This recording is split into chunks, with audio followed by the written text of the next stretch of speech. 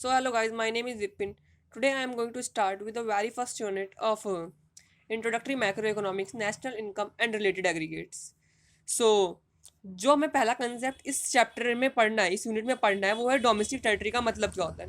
Domestic territory का मतलब होता है geographical area administered by government in which people good and capital circulates freely. इसका मतलब क्या हुआ, एक एरिया जिसको ज्योग्राफिकल एरिया जिसे गवर्नमेंट एडमिनिस्टर करती है, जिसमें लोगों के गुड्स एंड सर्विस के कैपिटल के फ्लो पे कोई भी रेस्ट्रिक्शंस नहीं होती है, जैसे कि इंडिया की डोमेस्टिक टेरिटरी है एग्जांपल के तौर पे।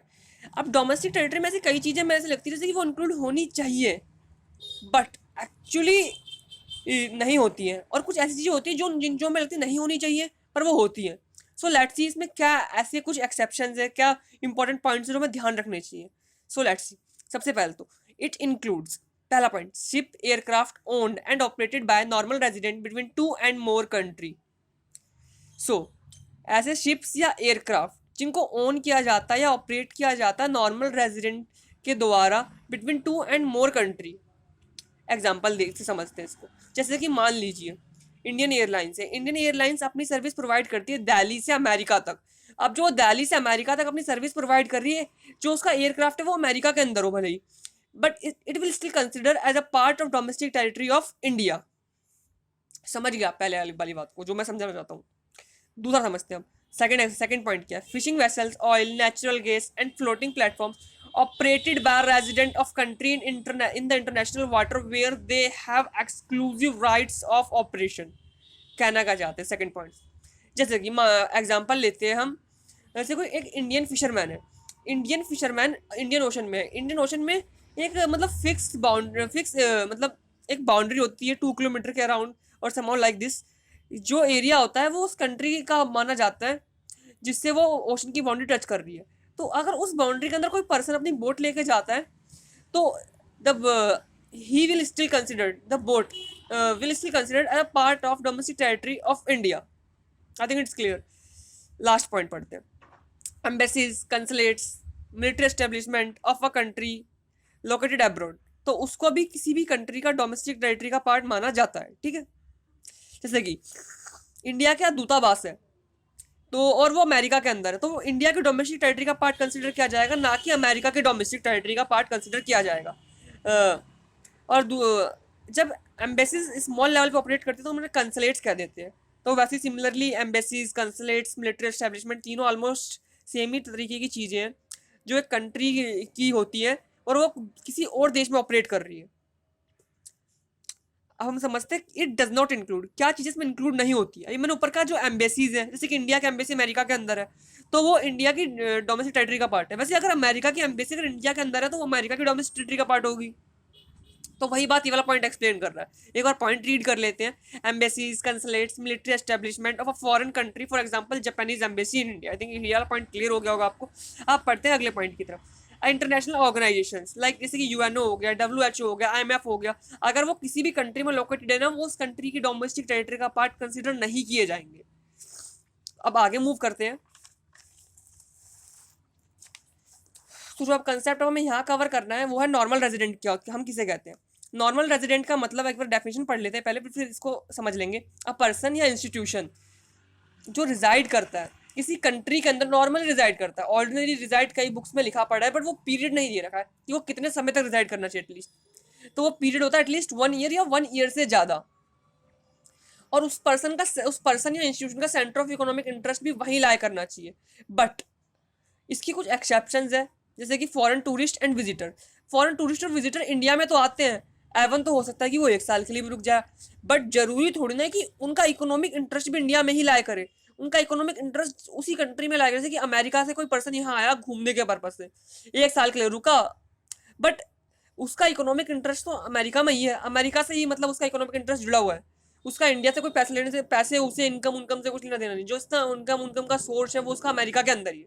तो इंडिया से उसका कोई इकोनॉमिक रिलेशन नहीं है भाई। मतलब आगे भी ऐसी चीज सारी बातें लिखी पड़ी है। Foreign staff of embassies, officials, diplomats and member of armed forces और इंटरनेशनल ऑर्गेनाइजेशन, हमने पीछे देखा आईएमएफ, डब्ल्यूएचओ, जितने भी ये होते हैं ये इंटरनेशनल ऑर्गेनाइजेशन किसी भी कंट्री का नॉर्मल रेजिडेंट कंसिडर नहीं किए जाते। Employ of international organisation, crew member of foreign vessel, commercial travellers, seasonal workers, इनको भी भाई मतलब नॉर्मल रेजिडेंट किसी भी कंट्री का कंसिडर नहीं किया जाता। अब आते हैं बॉर्डर वर्कर क्या होता है, बड़ा इंपॉर्टेंट कंसेप्ट है बॉर्डर वर्कर। अब बॉर्डर वर्कर हम ऐसे पर्सन को कहते हैं जो रहता तो किसी और कंट्री में है बट बॉर्डर क्रॉस करके आता है दूसरी कंट्री में ताकि वो इनकम अर्न कर सके। जैसे कि मान लीजिए एक पर्सन रहता पाकिस्तान में, वो पाकिस्तान से आता है इंडिया में, इंडिया का बॉर्डर क्रॉस करके इंडिया में अर्न करता है और वापस पाकिस्तान में चलाता है, डेली बेसिस पे वो ये काम करता है। तो जैसे कि उसने अर्न तो इंडिया में किया बट स्पेंड कहाँ कर रहा है, पाकिस्तान में, तो उसे वहां का नॉर्मल रेजिडेंट कंसिडर किया जाएगा जहां पे वो जनरली रहता है, कंट्री वेयर दे लिव। ये वाला पॉइंट ध्यान रखना। आगे आते हैं अब सिटीजनशिप और रेजिडेंशिप में डिफरेंस करते हैं। सिटीजनशिप जो है वो लीगल कंसेप्ट है, रेजिडेंशिप इकोनॉमिक कंसेप्ट है। अब सिटीजन बनने के लिए शर्त क्या, या तो आप उस कंट्री में जन्म लो, दूसरा आप उस कंट्री की सिटीजनशिप के लिए अप्लाई करो उस कंट्री की सिटीजनशिप के लिए और आपको वो सिटीजनशिप मिल जाए तो आप उस कंट्री के सिटीजन बन जाते हो। जैसे कि एक पर्सन है अमेरिका का है बट उसने इंडिया की सिटीजनशिप के लिए अप्लाई किया और उसको इंडिया की सिटीजनशिप मिल गई, तो then he will be considered as citizen of India. आगे अब देखते हैं रेजिडेंशिप में क्या है। भाई रेजिडेंशिप इकोनॉमिक कंसेप्ट है। ऊपर अभी हमने देखा कि भैया रेजिडेंस की डेफिनेशन क्या होती है, नॉर्मल रेजिडेंट की डेफिनेशन अभी हमने पढ़ी थी। एज इट इज वही वाली कंडीशन यहाँ पे वापस रिपीट कर रखी है। हम देख लेते हैं वो कंडीशन क्या है। पर्सन या institution which resides in a country for more than 1 year and whose center of economic interest lies there। अब हम आगे कंसेप्ट बढ़ाते हैं। आगे जो कंसेप्ट है वो transfer income versus factor income. Transfer income का मतलब क्या होता है, income earn without rendering any productive service in return, उसे हम कहते हैं ट्रांसफर इनकम। समझे, मतलब आपने कुछ भी मतलब सर्विस नहीं दी। जैसे कि स्टूडेंट्स को स्कॉलरशिप मिलती है, स्कॉलरशिप के लिए थोड़ी ना वो कोई सर्विस देते हैं बट एवन तो उनको स्कॉलरशिप मिलती है, मतलब उन्होंने इनकम अर्न, एक तरीके से उनको पैसा दिया गया बट उन्होंने कोई प्रोडक्टिव सर्विस नहीं दी। अब फैक्टर इनकम पे आते हैं।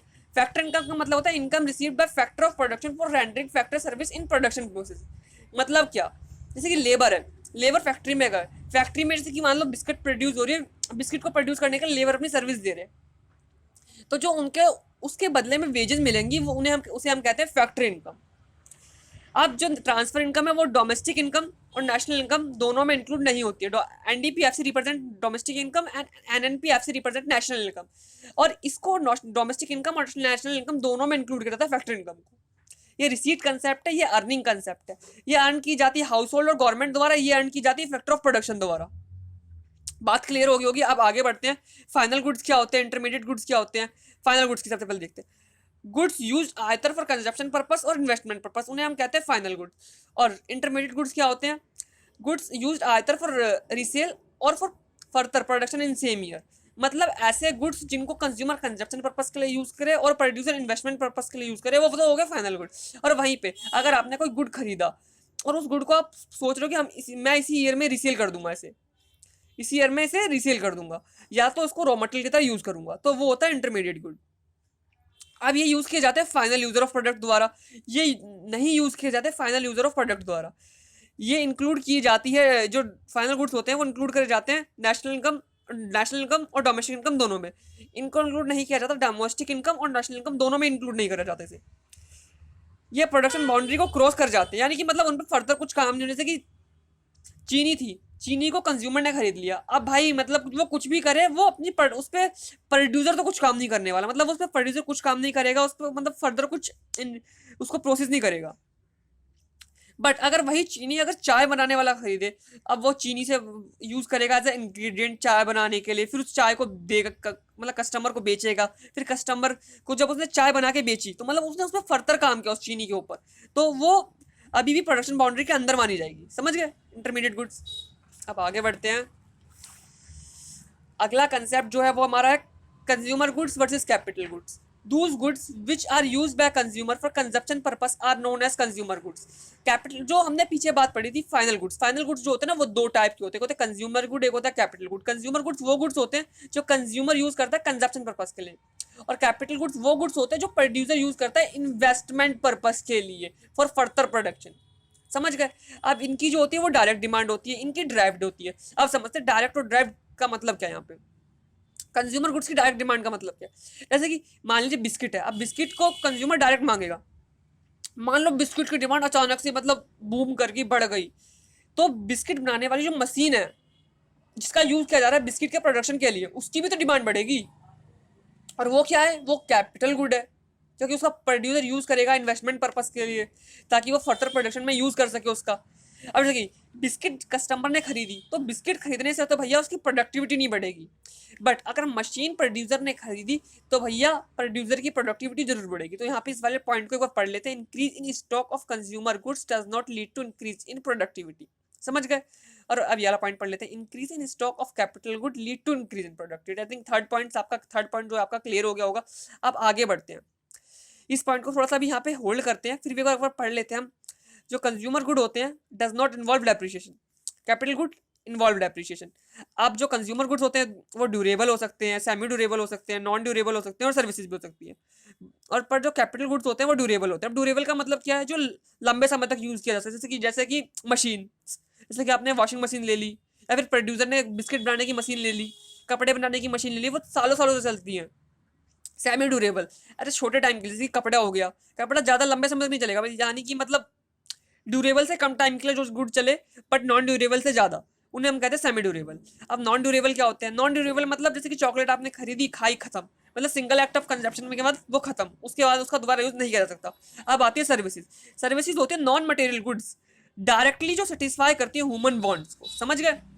अब आगे बढ़ते हैं हम इंपॉर्टेंट कंसेप्ट अब यहाँ से शुरू होता है, इन्वेस्टमेंट, क्योंकि न्यूमेरिकल्स में ये सारी चीज़ें यूज होने वाली है। Investment, N F I A, NIT, ये सारे कंसेप्ट बहुत इंपॉर्टेंट है और न्यूमेरिकल में अच्छे से यूज किए जाते हैं। अब इन्वेस्टमेंट की एक बार डेफिनेशन पढ़ लेते हैं, addition to stock of fix capital asset.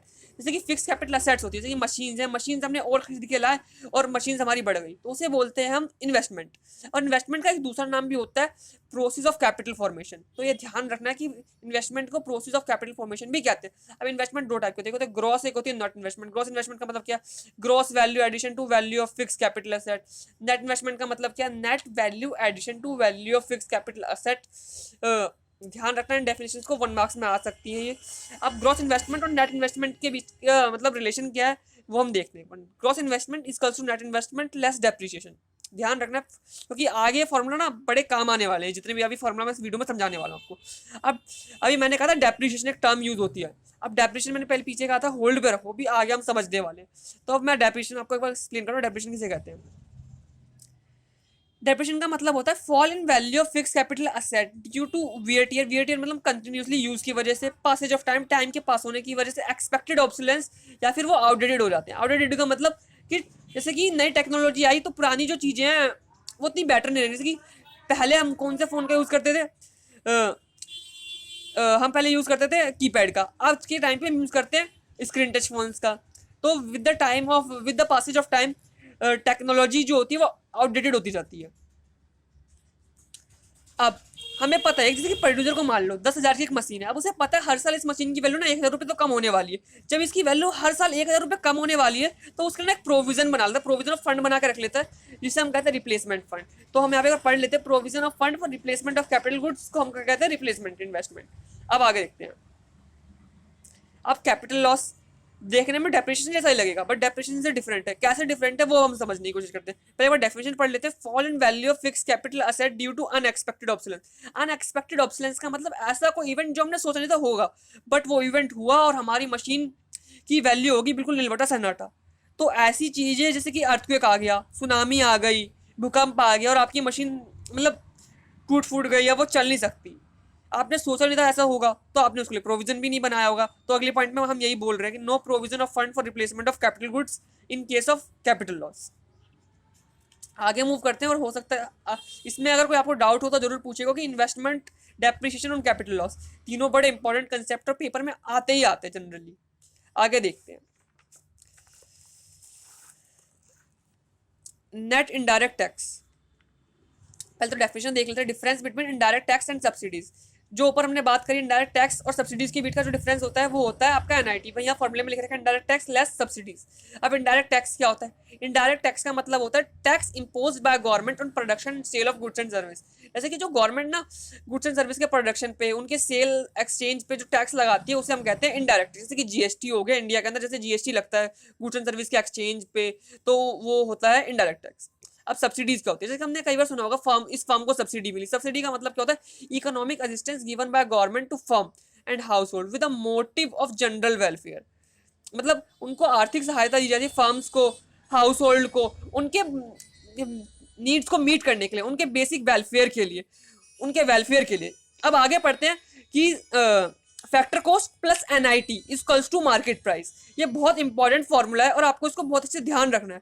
अब आगे पढ़ते हैं कि फैक्टर कॉस्ट क्या होती है। फैक्टर कॉस्ट होती है फैक्टर पेमेंट की तरह मान लीजिए, इसे फैक्टर पेमेंट या फैक्टर इनकम का सिनोनियम मान लीजिए।